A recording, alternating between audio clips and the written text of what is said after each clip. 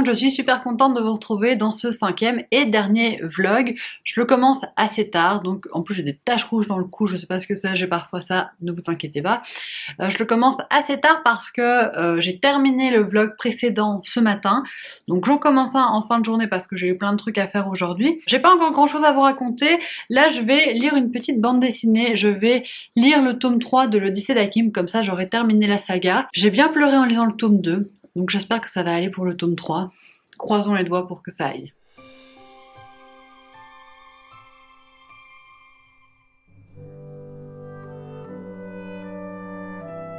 J'ai peut-être la tête un petit peu en vrac parce que je viens de pleurer, parce que j'ai terminé ceci. Je vais pas trop vous en parler dans le vlog, mais sachez que je vous en parlerai plus en détail dans mes coups de cœur de l'année. Je vous spoil déjà un petit peu la vidéo, mais impossible de pas parler de cette trilogie de BD dans mes coups de cœur de l'année. C'était bouleversant, émouvant, incroyablement humain et beau, et j'ai adoré. Donc en grosso modo, le principe de l'histoire, c'est de nous raconter la migration d'un homme qui part de la Syrie et qui arrive en France.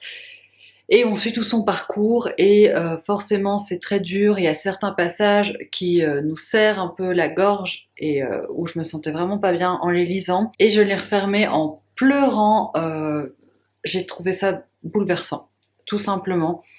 Donc si ces mots ne peuvent pas vous convaincre de lire cette bande dessinée, tant pis, j'en reparlerai mieux dans ma vidéo de fin d'année, de début d'année 2021, où je vous parle de ma meilleure lecture de 2020. C'est une lecture nécessaire pour moi et je pense que c'est un livre qui devrait, c'est une trilogie qui devrait être lue par le plus grand nombre parce que c'est utile et que je pense que ça remettrait les idées en place à beaucoup de gens.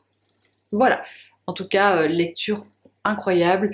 Je suis à la fois contente d'avoir terminé la trilogie, à la fois triste de laisser Hakim et sa famille que j'aimerais continuer à suivre. J'appréhendais un peu de lire ce tome-ci et effectivement on se sent pas bien en lisant ça, même s'il y a certains passages touchants, il y a certains passages émouvants qui parlent d'amour, mais quand même c'est une lecture pas du tout feel good en l'occurrence.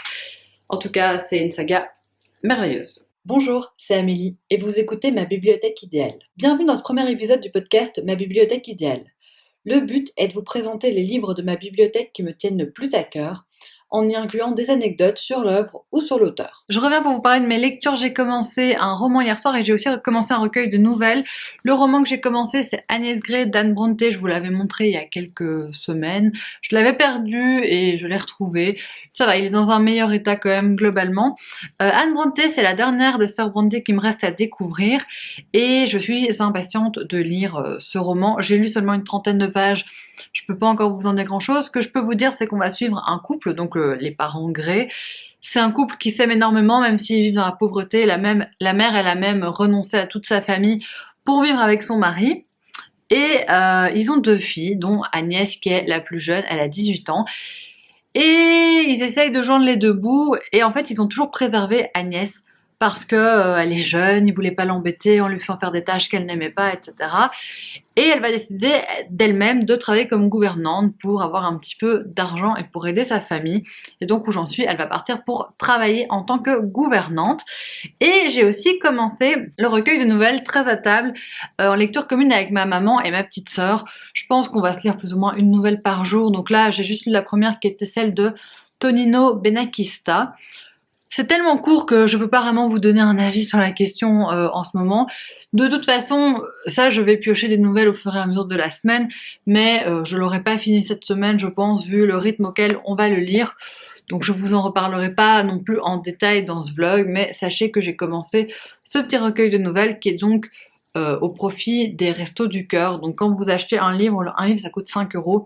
Il y a 4 repas qui sont distribués au Restos du Cœur et ça permet de découvrir ou de lire plein d'auteurs français différents. Donc ça c'est assez cool. Au lieu de lire, voilà ce que je fais. Je suis en train de pleurer de rire devant des caméras cachées de François Lambrouille. Ça c'est tout à fait mon humour.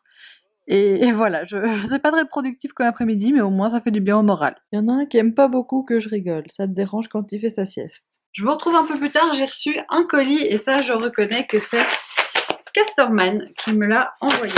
Je me rappelle plus ce que j'avais demandé comme bande dessinée, donc on va découvrir ensemble.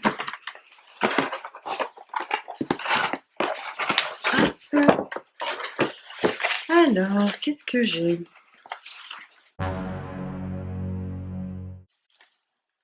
Ça, je crois vraiment pas que j'ai demandé par contre. Donc, Mudd, j'ai aucun souvenir d'avoir demandé ça parce que on dirait un peu un truc de science-fiction. Donc, normalement, oui, dans un vaisseau spatial, c'est pas du tout le genre d'histoire que j'aime. Et l'autre, je l'ai pas demandé non plus. Bon, je suis un peu déçue, donc c'est sur les océans. Ça, pourquoi pas, parce qu'à mon avis, on peut apprendre des choses avec ce genre de bande dessinée. Je trouve que c'est un peu dommage parce que c'est du gaspillage, parce que par exemple, ça, je l'aurais pas demandé et j'ai pas spécialement envie de le lire. Donc je sais pas ce que je vais en faire. Celui-ci, bah, je le lirai bien un jour ou l'autre. C'est pas ça, vous allez vous dire, la fille pourrie gâtée, c'est pas ça, c'est juste que chez Casterman, on peut demander tout ce qu'on veut. Et donc, je me dis, si je fais une sélection, bah, j'ai pas envie de me retrouver encombrée de livres qui, au final, ne me serviront pas. Et à la base, c'était plus Casterman Jeunesse qui faisait ça que Casterman BD, mais apparemment, maintenant, ils font ça aussi. Donc voilà, je suis un peu déçue parce que je m'attendais plus à avoir les BD que j'avais sélectionnés. Mais voilà, c'était un peu un fail unboxing.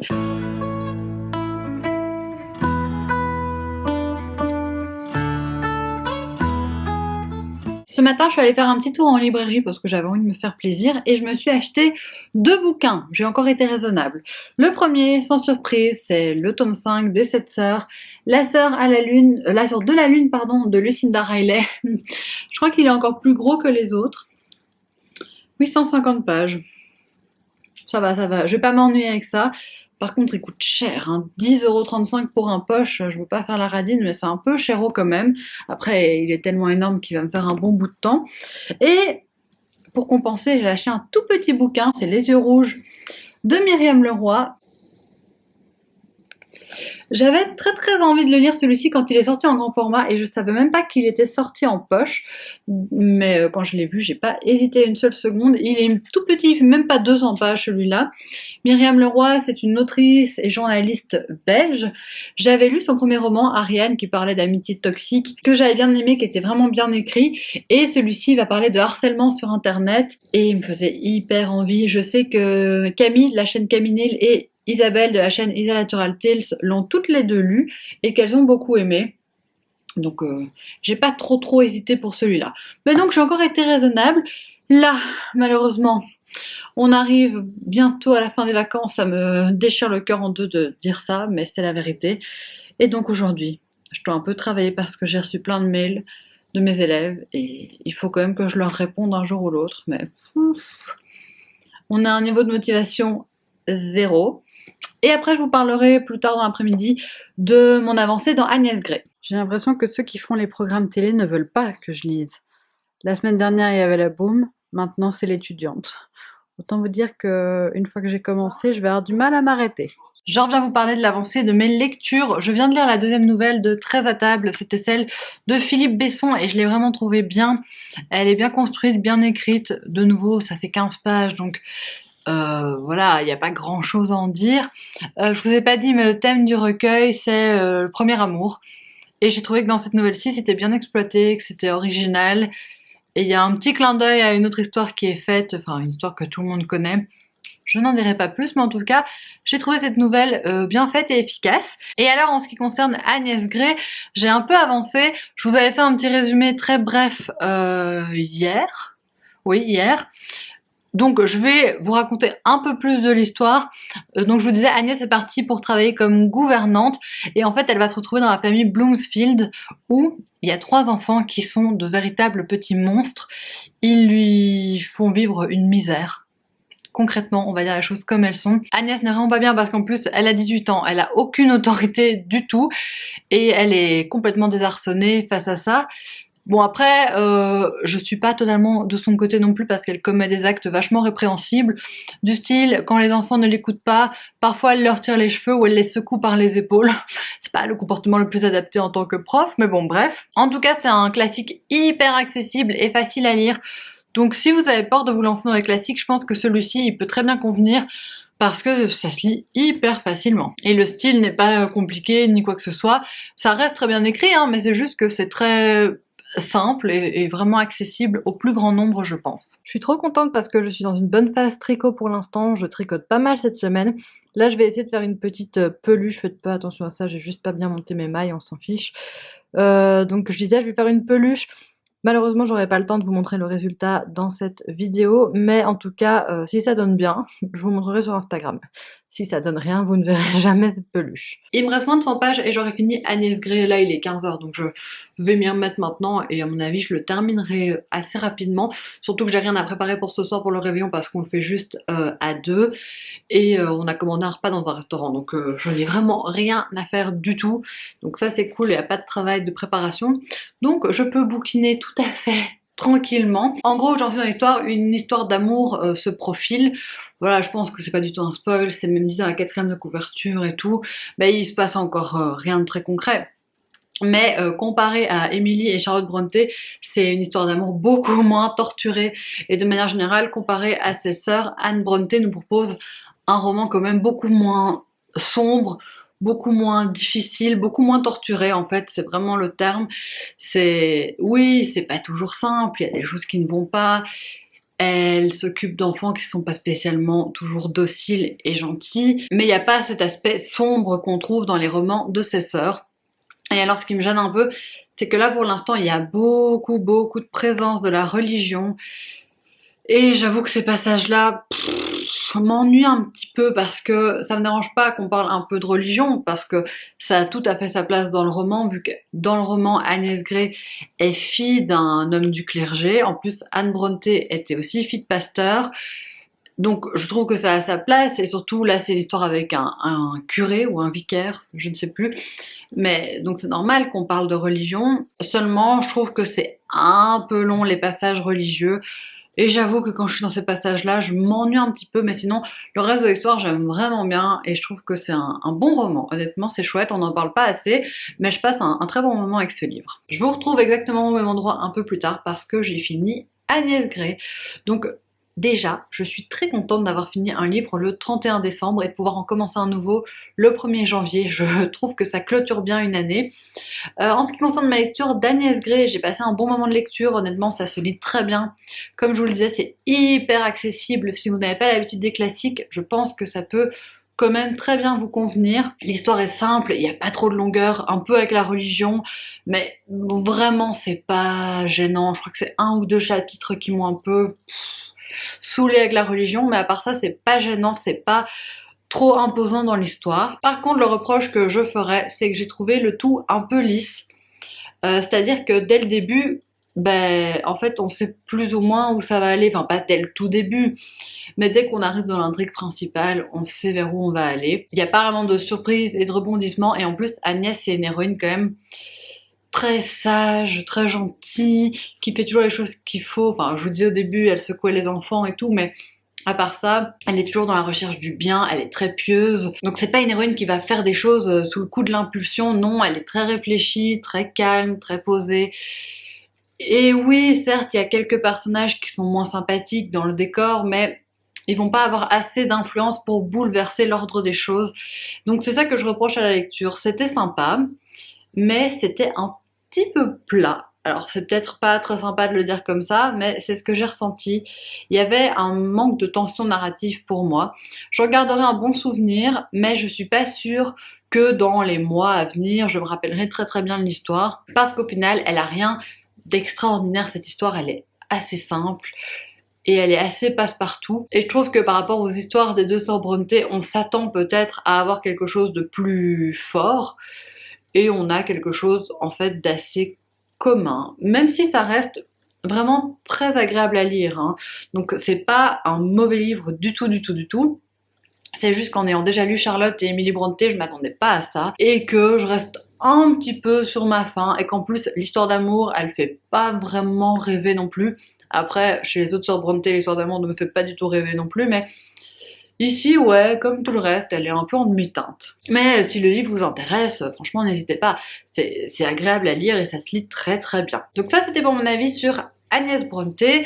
Je clôturerai le vlog demain matin parce que là, je vais encore vous faire des petits plans de la soirée parce que, comme je vous disais, on a commandé à manger dans un bon resto végétarien à Bruxelles qui s'appelle Hummus et Hortense, au cas où vous connaissez. C'est un peu un resto gastronomique, végétarien et vegan. Donc je vous montrerai un peu ça, mais ce sera une soirée très tranquille. J'espère que vous avez passé de votre côté, parce qu'au moment où vous regardez c'est déjà passé le réveillon, que vous avez passé un excellent réveillon malgré les circonstances.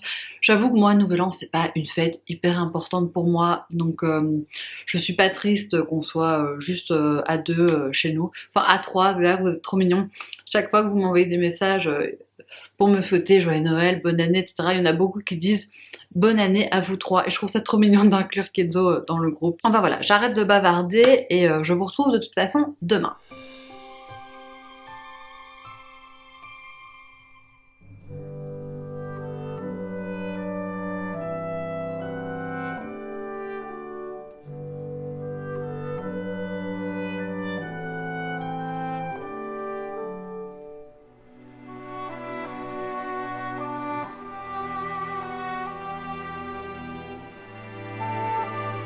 Je vais terminer ce vlog et par la même occasion je vais terminer tous les vlogs de décembre. D'abord je voulais vous souhaiter une excellente année 2021, j'espère, j'allais dire 2021, 2021, bref.